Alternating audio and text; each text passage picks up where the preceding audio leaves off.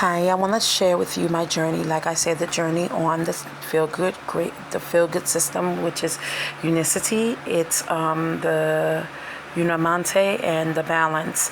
Well, I got diagnosed with type 2 diabetes on April because I had to get surgery. They found out that I had it. Okay, my readings were always high, as I showed, but this is the lowest it ever got. And I feel great. I feel energetic with the system. Also, they put me on metformin, on the insulin pen at 24 of that, the Lance. I hope I'm saying it correctly. And then Trulicity also.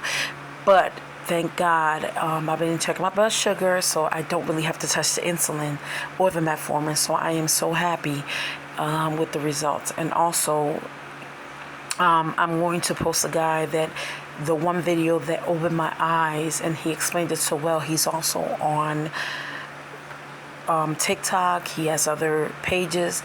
I just want to post this because he was the one that opened my eyes to the food industry and what they're about. But yeah, this is my reading, May 14th of 2022.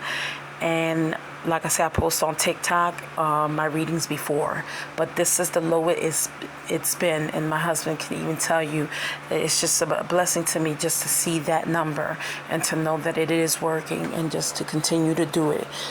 But also I'm going to post videos so that he can explain it better than I can,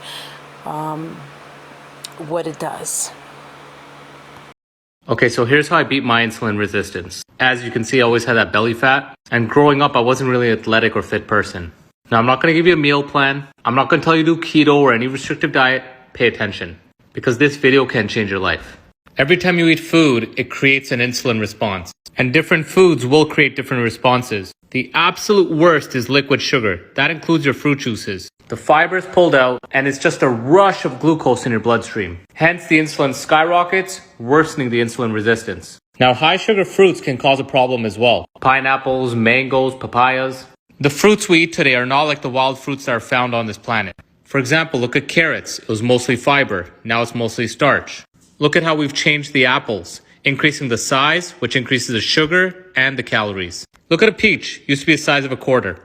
Now, starch also has a high insulin response because starch is just chains of glucose molecules. And with rice, we strip the nutrients, leaving us with pure starch.